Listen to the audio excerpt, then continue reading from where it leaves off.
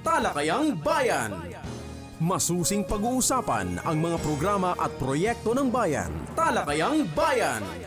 Ilalahad ang mga plano at direktiba ng pamahalaan. Pag-aaralan ang bawat anggulo ng sitwasyon. Lilinawin ang bawat issue. Magbibigay ng matalino at makabuluhang talakayan. Talakayang Bayan. Isang mapagpalang umaga bayan ng Brooks Point, Lalawigan ng Palawan. Minsan pa naririto naman po tayo sa ating pangalawang segment, ang Talakayang Bayan. And minsan pa po magkakaroon po tayo ng isang makabuluhan at informative na panayam. Kasama po ang guest natin for today. Samahan niyo po akong i-welcome ang ating mga guest po natin ngayong umaga. Ayan, nag-iisang Regional Director, Bangko Sentral ng Pilipinas, South Luzon Regional Office. Ayan, walang iba po kundi si Attorney Tomas Carino Jr. Isang mapagpalang umaga, sir. Isang mapagpalang umaga rin sa iyo, Mariel, at sa inyong mga tagapakinig. Ayan, kasama po ang Area Director ng Bangko Sentral ng Pilipinas from Puerto Princesa City. Ayan, samahan niyo po akong i-welcome si Attorney Ronaldo Bermudez. Yan, isang magandang morning po sa inyo, sir. Magandang morning sa inyong lahat. At congratulations pala sa Brooks Point, Palawan. Dahil ngayon, kanina lang, nagkaroon tayo ng launching. Yes po. Plus. Ayan, nagpapasalamat po ang aming team, sir. Mga Ginoo, na napaunlakan nyo po ang aming immediate invitation po sa inyo. Ayan, talagang kami po ay natutuwa at nananabik po na makapanayam po kayo dahil fresh na fresh po ang launching ng Paling QRPH. And sir, maaari nyo po bang ibahagi sa amin kung ano po ang Paling QRPH Plus program? Ang Paling QRPH Plus program, ito po ay isang joint program ng DILG o Department of Interior and Local Government at ng Bangko Sentral ng Pilipinas. Ang layunin po nito ay maengganyo lahat ng ating mga local government units na magpasa ng ordinansa na ma-encourage lahat ng ating mga manininda nasa transport sector, mga negosyante na magkaroon ng digital payment option through the QR code payment system. Ayan. Sir, ano po ba ang kapakinabangan ng programang ito sa mga mamamayan ng Brooks Point? Lalo na po sa mga binanggit nyo, yung mga nasa palengke and sa mga tricycle driver po. Malaki pong magiging pakinabang. Bukod sa easy transaction, no? Maraming convenient. Iwas po tayo sa pamimeke. Yes, at gaya po ng nasabi kanina, yung danger po ng mga may masamang loob. Bukod po dito, dahil nagkaroon po ng ordinansa ang ating malang bayan ng Brooks Point, magkakaroon po ng diskwento ang ating mga manininda sa market at saka yung mga nasa transport sector, yung mga TODA members po. Dahil generous po ang Brooks Point, nagbigay po ng 10% discount sa mga renewals ng kanilang mga permits, licenses, rentals for 1 year. Yun po ang ilalaman ng ordinansa. In addition doon sa sinabi ni Attorney Bong, yung paggamit natin ng mga digital payments or cashless payment, sinabi niya nga, mabilis, conveniente, at ligtas. And also, habang ginagamit mo yung cashless payment, magkakaroon ka ng digital footprints and you can avail of other financial services gaya ng savings, credit, investments, and insurance as well. Sir, talagang napakaganda po nito, sir, no? Bukod sa ligtas pa, ay meron pa po tayong makukuha mga benefits. Ayan, sir, alam po natin na sa panahon ngayon ay nauuso po ang tinatawag nating mga cashless method sa pagbayad ng produkto at serbisyo, pati na rin po ang mga online banking. Ayan, pwede niyo po bang ipaliwanag kung ano ang maitutulong nito sa pagpapalawak ng digital payment system sa ating pamilihan at lokal na transportasyon? Bibigyan ko po kayo ng isang halimbawa. Yes po. Yung isa pong manininda, wala siyang digital payment option. Ibig sabihin, wala siyang QR code na naka-paskel sa kanyang tindahan. Yung isa naman, yung katabi niya, maraming mga QR code na nakapost sa kanyang pwesto. Here comes dumating yung mamimili, yung mga potential customer niya, merong gustong bilhin. Pero, pwedeng kulang ang kanyang dalang pera, or wala siyang dalang pera. Kaya, anong magiging option? tendency niyan, di ba? Lalagpasan niya ngayon yung isang manininda na walang QR code payment option, walang digital payment, no? Pupunta siya dun sa kabila. Kahit na gusto niyang bilhin yung tinda ng nauna, pupunta siya dun sa isang option na yun. At pagka lahat po ng mga maninda ay may mga ganyang option, mas dadayuhin yan ng mga turista natin, di ba? Na dumadaan dito, lalo na ang Brooks Point, gaya ng sabi kanina, nasa gitna ng commerce, no? Lalo na dito sa southern portion ng Palawan. Yun ang isa sa magiging dahilan, no? Benefits. Agree ako doon sinabi ni Gigi-Bong. Kasi number one attraction ng Palawan. Yes po. Mga tourists. Yung mga tourists, usually hindi naman yan nagdadala ng talagang maraming pera. Kaya usually, through their phones lang, through use of e-payments, makakabayad sila ng hotel nila, ng mga bibilin nila, mga pasalubong. Kahit wala silang pera, pwede nilang tawagan ng kanilang mga kamag-anak, padalan mo, loadan mo yung aking e-wallet. Kaya mabilis. No need na magdaran. Yes po. Talagang napakabilis po ng cashless, sir. Ayan, sir. Para po sa kaalaman ng lahat, paano po mag-a-apply o magkakaroon ng e-wallet at online banking? Pwede nyo po bang ibahagi sa amin ang mga benepisyo ng QRPH? Yung online banking, ngayon kasi meron ng mga tinatawag na basic deposit account. Ang ating mga bangko, marami pong mga bangkong may mga ganyang services na ino-offer. In fact, meron pang mga piso account. For 1 peso, for 100 peso, yung iba, 200.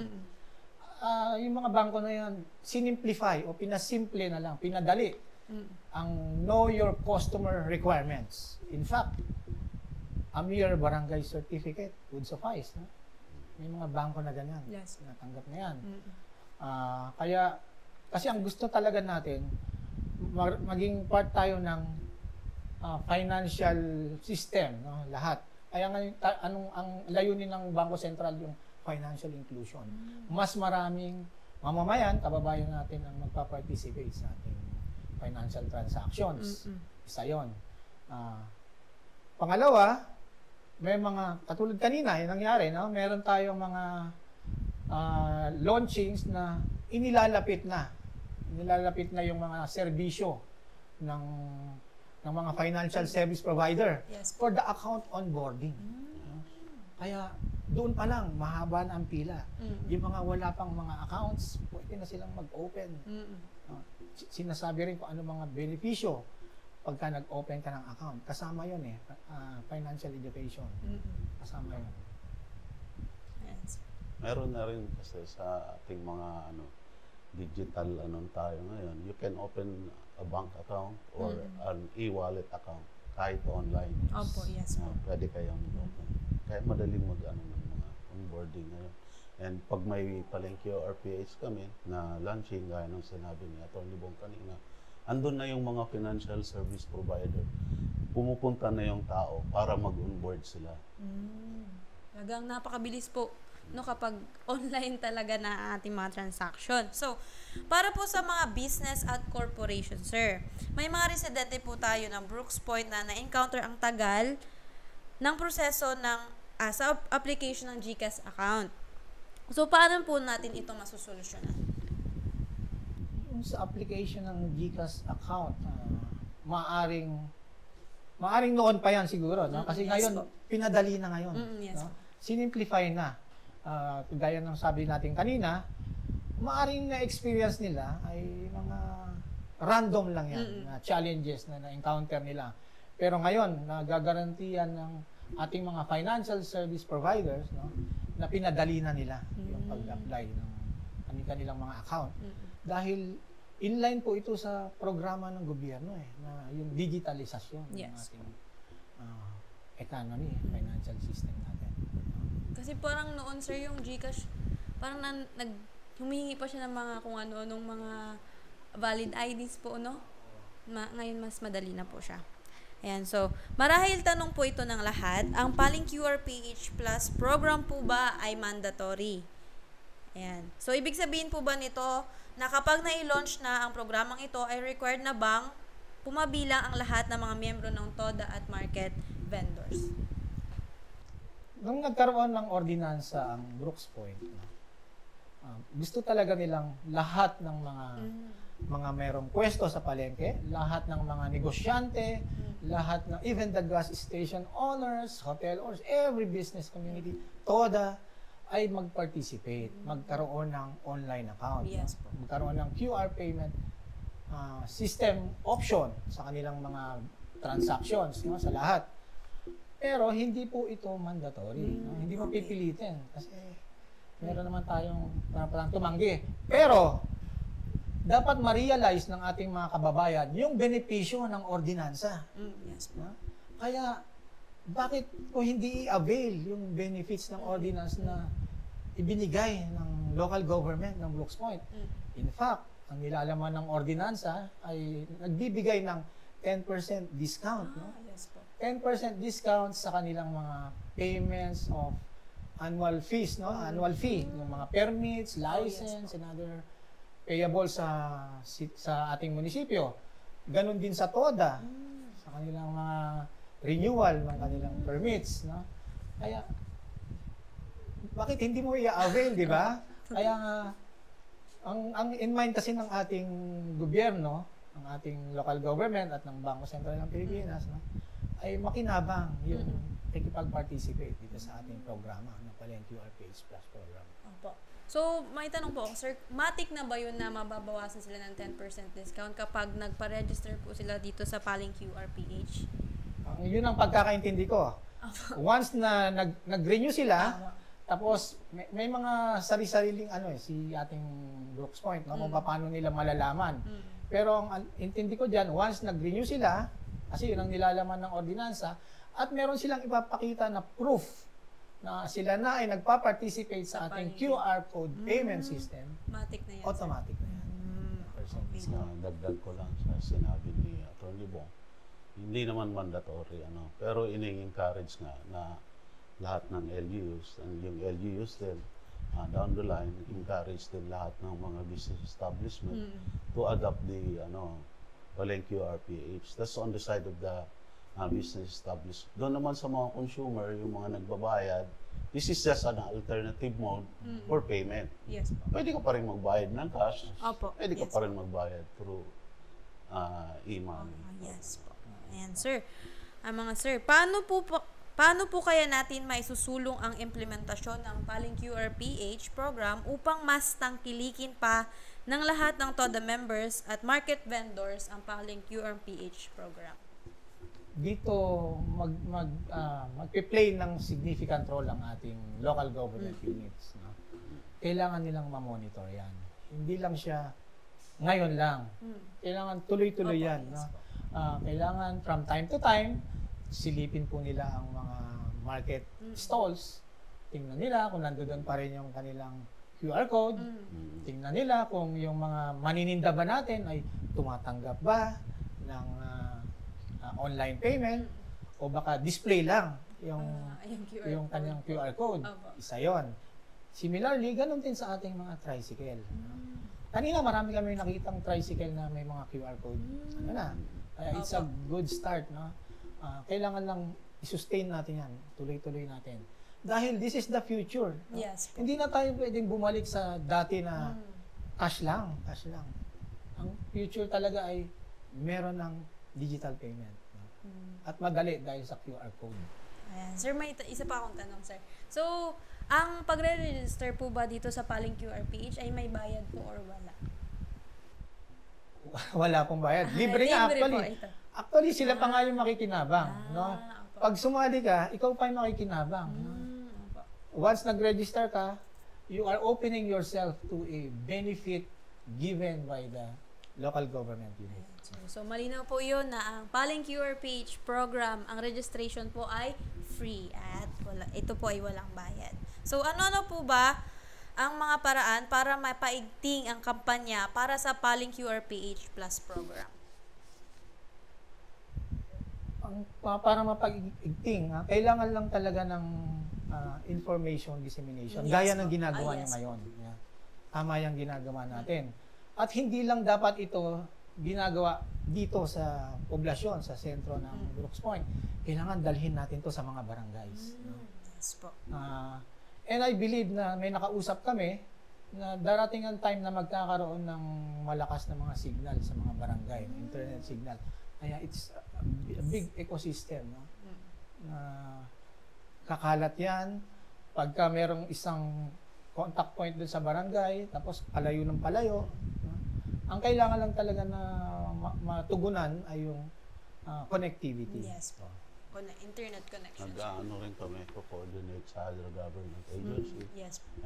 DILG, sa DTI, and of course with the ICT kasi paano ka makakatransact ng ano kung walang internet. Kaya close coordination among the government agencies, si DILG, under niya yung mga LGU, naghihingi kami ng tulong para maipaabot din sa mga LGU. Yung DTI din, may program din sila. Ganon. And the ICT para naman sa infrastructures ng ating internet. Kasi number one, needs yun para sa digital. Yes po. Talagang ang pagpapaigting ang kampanya nito, sir, is a collective effort po mula sa iba't ibang agencies sector na full of government approach. Yes po. Ayan, ako po, nasa dulo na po tayo ng ating programa, mga sir. Ayan, kung may nais pa po kayong talakayin at nais pa kayong mensahe po sa ating mga tagapakinig, nasa inyo na po ang pagkakataon. Unang-una, maraming salamat at nabigyan nyo kami ng pagkakataon na mai-share namin yung programa. Yes. Yung Palengke URPH Plus program.